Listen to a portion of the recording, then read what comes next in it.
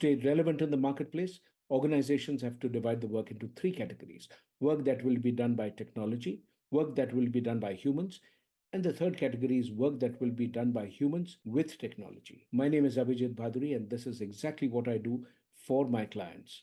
I help them figure out which of the pieces of work has the highest strategic value when you do it with technology, and what is the work that you could do with technology but you don't want to do with technology. You're better off doing it with humans. So, talent and technology are the two factors that shape the world of work, and this is what the show is all about. So, let's get started. Good morning, good afternoon, good evening, wherever you are joining us from. My name is Abhijit Bhaduri. I work as a talent advisor to organizations who are navigating this wonderful opportunity that we have with AI and all else that is changing in the world today. For the benefit of our listeners, I want to just say something that caught my attention about the curious mix that Mr. Devarajan brings to the table. Uh, he is from Kolkata, which is where he grew up. His passion for electronics, music, languages, public speaking, grew up in a time he's seen the wars at very close quarters. And of course, the institution which in many ways shaped his point of view and capability, which was IIT Kharagpur, which is where he was. But today I'm going to talk to you about the book that you've written, Mr. Devarajan. When you look at the book, what was the task that the book was supposed to accomplish? What did you want the book to do? If it is a great success, what should it do? And I got a call from the current CEO of Tata Elxsi, one Manoj Raghavan. He called me and said, "Hey Dev, in fact, I hired him as an early bird into Tata Elxsi long back, and he's kind of blossomed into being the managing director today." So he said, there's an investment company out of Mumbai who want to know about Tata Elxsi and like you to talk to them and brief them. I said, "Hey, you are here and you've been here long enough to know more about Tata Elxsi." He said, "No, we want to know about the early days of the company when we were in dire straits and the origins and all that." So I said, "Okay, if you want me to, I will talk to him." Then he met up with me in Bangalore and flew down, and uh, a casual conversation led to a recorded conversation of an hour and 40 minutes. And at the end of it, he kind of fell off his chair and said, "Hey, Dev, sir, we want this to be published as a book." I said, "Listen, you wanted a story. I gave you a story. I have no intention of writing a book. So let's, move from there. And this is what it is." And we parted ways, and this person quietly handed over the recording to Penguin, to one of the publishing editors there. And within 4 days, the publishing editor called me and said, "Mr. Devarajan, I heard your script. It's something that has to be written and published as a book. But there are a lot of books written about Tatas, various Tata companies, none on Tata Elxsi. And I would certainly like you to." And he hustled me so much that I succumbed. And the contract came, I signed it, and lo and behold, the book. And honestly, to tell you frankly, when I started writing the book, I was a little apprehensive as to how it would go. But actually, the whole thing actually flowed from my heart. The whole drive, my passion, the whole story emerged from my heart. So it was very easy for me to pen it all down. And I realized this is something that not only youngsters of today, startups of today, matured organizations of today, CXOs, leaders, there's a story for everybody. There's a takeaway for everybody. And it is something that I've lived through, and I wanted to share it with everybody. And I think it's worked well for me and for the readers too. And you have read the book, Abhijit, so you can, comment on critically on what I have said here. And please call me Dev, not Devarajan. That's what the whole world calls me. Huh? Okay. Dev, I'm going to switch to a very interesting story that first caught my attention. This is about, and for the benefit of the listeners, Dev was actually supposed to meet a customer, and, then he got stuck, and what he did to finally reach the customer and what it did for him I just think that that's a great story that tells me about the kind of person you are. And so go ahead and share that story. What happened? Oh, you mean to the Coracle story? Tungabhadra, the boat Oh, story. so yeah, this was very early in my career. How old I were was you what? then? I think 23, 24. Okay. My second year into my job, I used to work for HCL those days. HCL was a startup, by the way. I was the 70th employee or something of the company. And I was a sales executive selling computers into the marketplace and posted in Chennai at that point in time. And part of my geography where I would sell into was interior Tamil Nadu and interior Andhra Pradesh, which is where I took a long train journey and reached there one evening into this remote town called Kurnool on the banks of the Tungabhadra, mighty Tungabhadra River. And I was to meet this very large paper mill, the CFO of that company, the next day, because we were exchanging proposals, discussions, all over letters those days. This was pre-email days. And I realized the customer had matured enough for me to force a decision upon him. And he was also kind of ready to decide. And so next morning and I was told that there's a company ferry which takes you across the river to the other side. And I said, okay. And I landed at the ferry station and I found in the morning and I found there was no ferry. When I asked the guy at the jetty, he said, the last ferry just left and it won't be coming back, sir, because it's under routine maintenance. And here I was, traveled 10 hours by train and spent overnight in a small lodge in Kurnool. And here I am ready, committed to meet my customer to maybe close the deal, maybe. And I had no way to go across. So when I was in this quandary, this guy came up to me and said, Sir, I can take you across. He spoke in Telugu. I tried my Hindi with him, but whatever it was, we communicated. And he said, I will take you across. And I said, okay, how? By boat? And he said, give me 2 rupees. I said, sure, I will. And then he took me down the steps and I find there's this 5 feet circular boat, popularly known as a coracle, which is Yeah. made of cane and leather and all that. And he said, this is what is going on. I could barely see the other end of the other side of the river. The banks were far away and it was rather turbulent. So it started getting more turbulent when I looked at the boat and looked at the river. Anyway, so he said, please sit down cross-legged. And sir, you have your briefcase, sit on it, otherwise your pants will get wet, water leaks into the boat now and then. I kind of said, okay. And it was wild courage. And on one side, and there's a promise I had to keep on the other side. I said, let me go. If this guy can be my boatman and take me across, I can get across. And when we reached the center of the boat, it was even worse. It was kind of going round and round. And I can't even explain how it was. I almost feel as if it happened day before yesterday. So we reached the other end, and the guy at the other end, the port or jetty fellow from the company, he looked at me completely aghast. And he said, okay, come on, sir. And he organized a jeep for me to go to the office, which is about a kilometer away.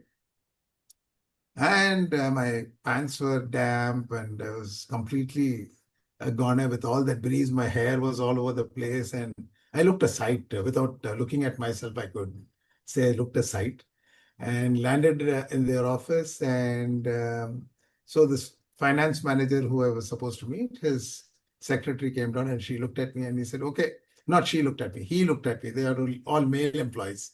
So I said, maybe you want to freshen up before you meet the CFO. I said, okay, freshened up and all that and went to meet him. Then he said, how did you come? I said, the other side of by boat. He said, but our boat's not functioning. It'll not be up till evening. I said, I came by coracle. He looked at me and then he played father to me and fired the hell out of me for having done what I had done. And he cooled down after a while, ordered some coffee for me, and we discussed the proposal. He was constantly muttering why I should not have come. And I was very happy that I had come because he engaged me in a very deep conversation on the proposal that I had, on the configuration and what I was offering and the finances, and everything seemed okay. The conversation ran fine. Then he said, you know what, Devarajan, my MD, let's check whether he's free. If he's free, we can just do a courtesy call with him. And it'd be nice if you meet him and, it'll help close this discussion amicably. I said, fine. Within 15 minutes, the MD called us and I went to his office. And again, first thing before anything else, the CFO tells the MD the story of my Coracle ride. And I get another blasting from the MD. But then he said, you know what, young man, I loved your perseverance. I loved your commitment. But nevertheless, I don't think you should do it again. I just smiled sheepishly. I didn't know whether to say yes or no. I just kept quiet. Then he looked at the proposal very scantily and he said, is everything okay? I said, yeah. He said, the CFO said everything's okay. So, let's gift him, a nice reward for having done this. And I really loved his endearment and commitment to service. So why don't you release the purchase order on him? I Wow. was jumping in. Yeah. And finally, we got a purchase order. And I also said, sir, normally we take a 30% advance check. So, yeah, why not? And we got a 30% advance check. And I came back to Kurnool on the other side by the company ferry. And no, the takeaway is, I had committed myself to this meeting. And I said, I must do this. And then, there was only that one vision, one goal that I had to meet and not give up on the appointment. And I actually did it. And I really, maybe I was foolhardy, but I did it. And I felt very happy about what I did. So So that, what was the driver? Was it to keep the commitment? Was it just the adventure of doing it? Was it the payoff? What was it that drove you to take this kind of a risk? I honestly, I mean, would a not say, corcoran is that little largish basket for all practical yeah, purposes. it It's was a five, floating basket made of cane. 4 or 5 feet diameter. It's a floating bath. I never thought of all these things. Maybe, age was on the right side and you don't kind of realize the risk that you're taking. But for me, yeah, kept up this appointment. I have made an appointment with him. Let me finish. I've come all this way. I cannot go back saying, I missed the boat. I felt very silly doing that. And I said, I made this promise. I must keep up this promise and let's go forward. Come what may. Honestly, I may not have Fantastic. anticipated the level of risk I took till after the event, but then I said, we will do it. And I've been like that, maybe later in life also may not be so, risk taking, but if I make an appointment with somebody, I'll be there. If I commit myself to somebody, I'll be there. If there's a customer that I have to service, yes, I will. If I cannot, I will say I cannot. Fabulous. Uh-huh. Do you look for similar kind of a commitment when you hire people? To go back to the current MD of the company, what role did you Mhm. hire him into when you hired him? So, so we actually uh, were doing system integration for the Indian customers at that point, and we were making our foray into overseas software services in the tech arena.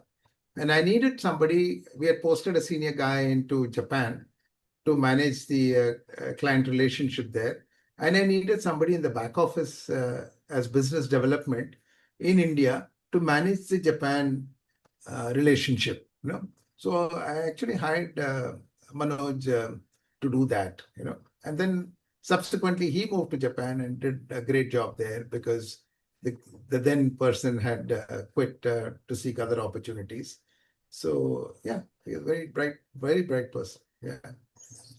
How do you assess potential when you are interviewing somebody? What is your method? It's very different, Abhijit. See, the CV is a CV is a CV. So finally, I look for that spark, his How? spark that would his spark that will ignite me, not his spark that would ignite him. So is there a connect? I can think.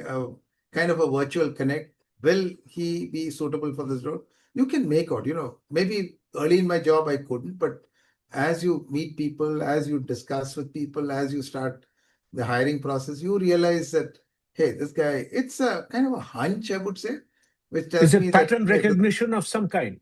Pattern recognition that matters, all these or is things it?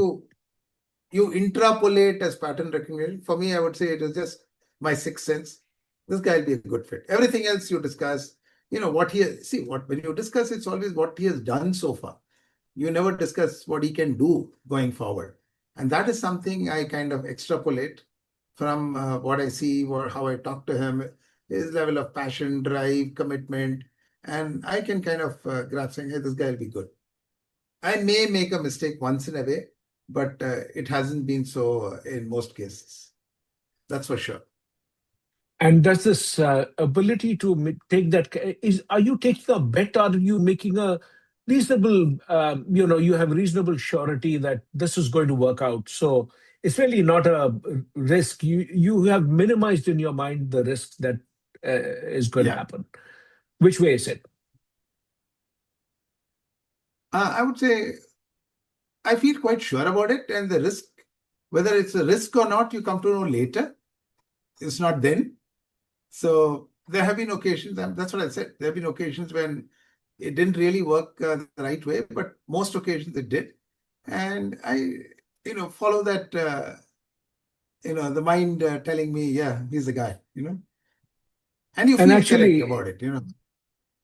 there is also research which shows that while most of us, kind of like to believe that all decisions that we take are extremely rational. That we look at the data, if it adds up, then we take that.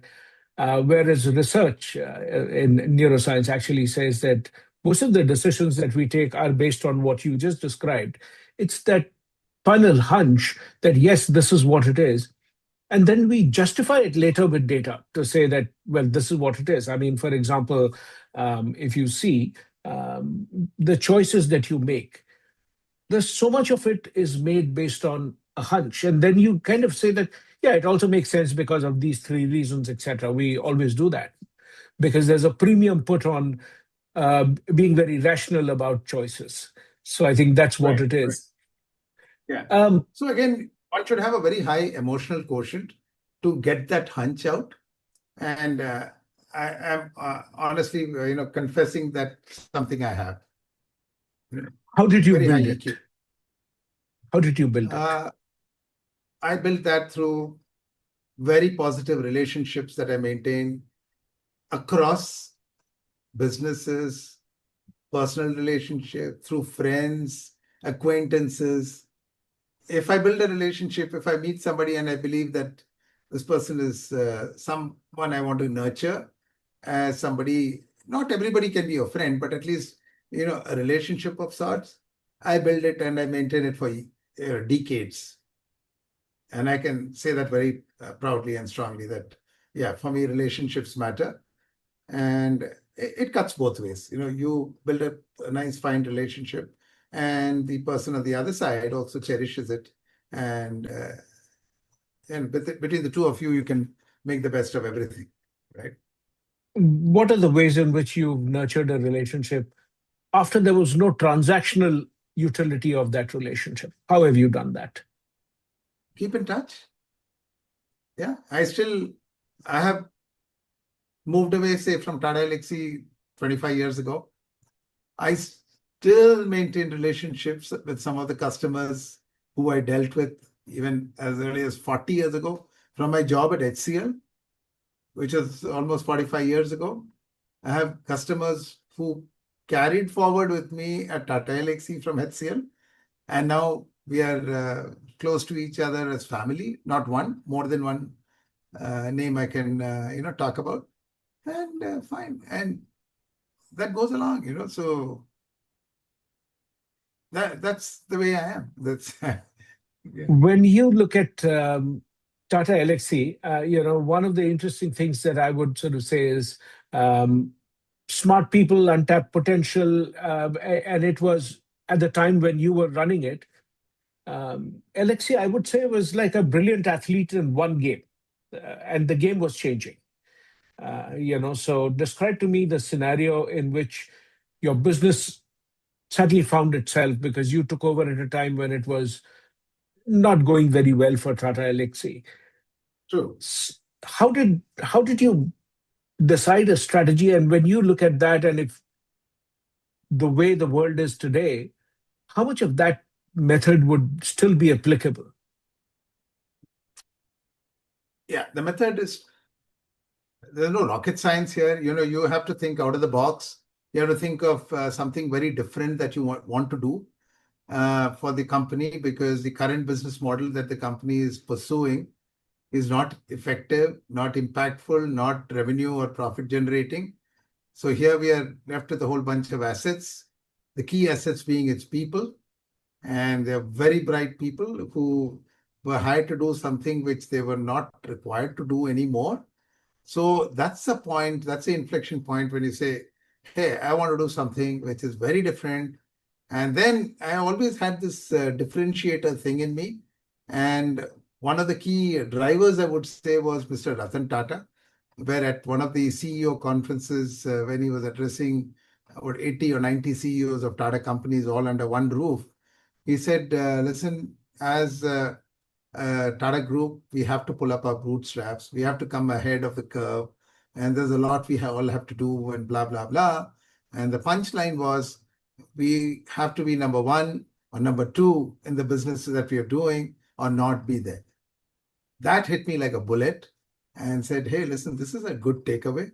I went back to my workplace and I told my immediate leadership team, hey, listen, guys, we have to remold our strategy. We have to regroup ourselves and we have to be one or two in the business that we are going to be doing or not be there. We'll shut it down. And then we put our brains together. I would say it was not me and me alone. It was a few of us and decided we will get into the technologies arena only, unlike the other IT companies who are into enterprise business and finance and manufacturing and all that. We said we'll get into design, we'll get into animation, we'll get into molecular physics and molecular chemistry, we'll get into visual simulation for the aerospace and defense industry. These are niches of technology which no other Indian company at that point in time was doing. And we said we will create a market, develop a market, and service that market. And even today, that initiative started way back, I would say 30 odd years ago, 30 plus years ago. Even today, if you look at Tata Elxsi's business, they are into media and telecom, they're into health tech, they're into automotive, the same verticals, same business verticals that we talked about. But the canvas has changed. The business models have changed, but the pursuit is the same. The vision and the goal is still the same, When not you changed at all. see, moving into design was a great choice because, you eventually, the software Maya got, an Oscar in what, 2003, was it? Yeah, 2002, 2002 or 2001 or something like that. Yeah, you're right. What was that Yeah. moment like? It was something else, because Oscars are given to actors, actresses, movies, music, you know, camera work, never for a product, which didn't even, it only played a role in the movie, in terms of Which movie creating an was animation. this? No, it was not for a movie. It It was just for got a the technical, technology. Yeah, yeah, that's for what the I thought. Maya product. The Maya Yeah. product because it was cutting across Hollywood. So it Yes. got an Oscar as a product, So did which was you something developed in-house, you know, in Bangalore. you do And you named still it have that? in-house in The The Oscar Oscar. House.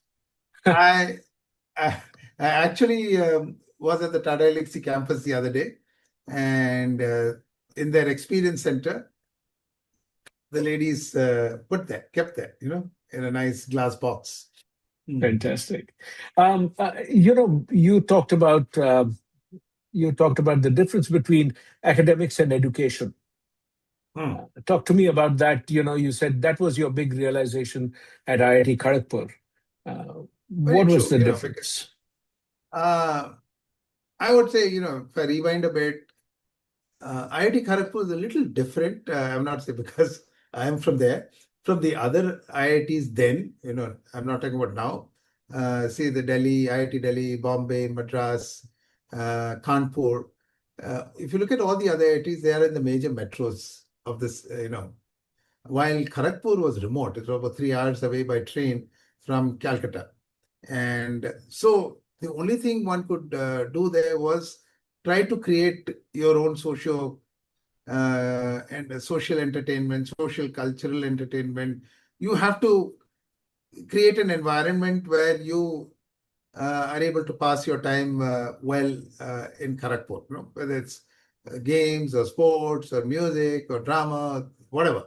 So because of that, the whole ecosystem outside of class was around creating these committees, creating these positions in the gymkhana, and there will be music events happening right through the year. There will be theater events happening through the year, sports events. So everybody had something to do all the time. So when one gets involved in one of that, like I was in the what they call the social and cultural, it was part of the music and all that. I was part of that group right through my 5 years in IIT. And what happens is you start learning other things. It's not just your engineering and your technology that you learn in class, how to manage, if there's a band that you have, how to lead the band, how to get the band to play together, how to create that team spirit. Everybody should be motivated, everybody has a part to play. So you start learning these skills, quietly without realizing that you're learning these skills. And I find that, and you're talking to uh, and inviting artists from Calcutta and other places to come and perform there. So you meet with them, you discuss with them, sign contracts with them. All these we used to do. So you get molded in a full 360. It's not just the academics, I would say we get educated all around. You kind of develop yourself into a very fine person at the end of those 5 years. When you walk away from the campus, you realize this is not the man I was when I walked in. So not just a boy, And then a man. It's more than that. the Yeah, festival was called Spring Fest, is it?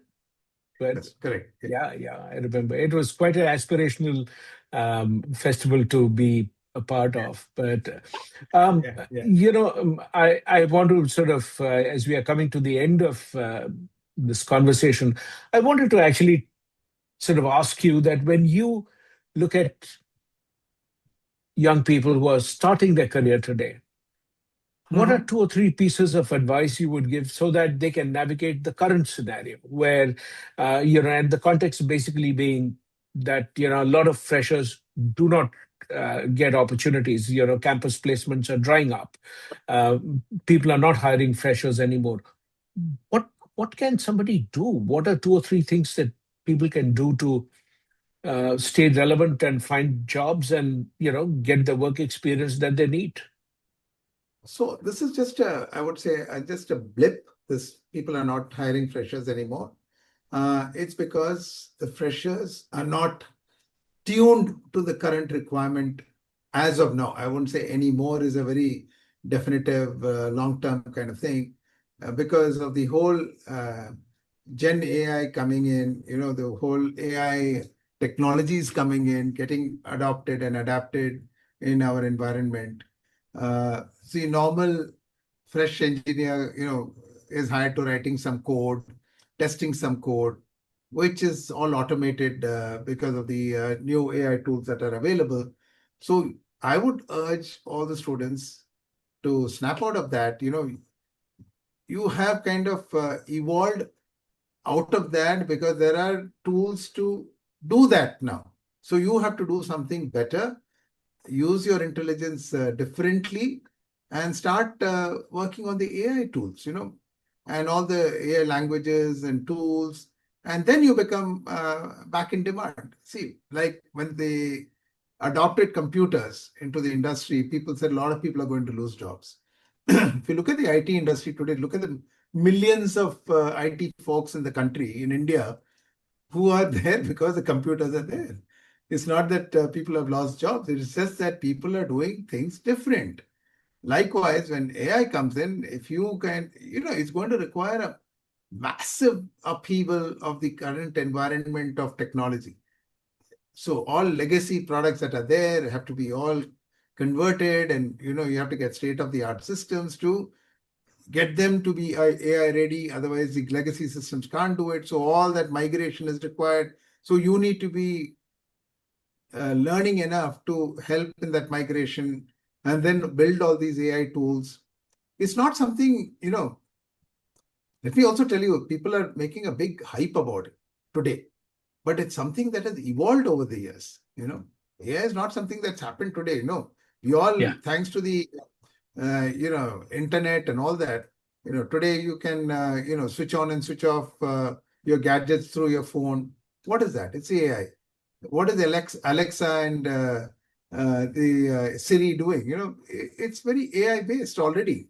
So they're all existing. It's just that now the adoption is going to become very rampant, and we need to be prepared for that. perfect. So I think you should gear yourself for the next big thing, and you'll be there. You'll be okay.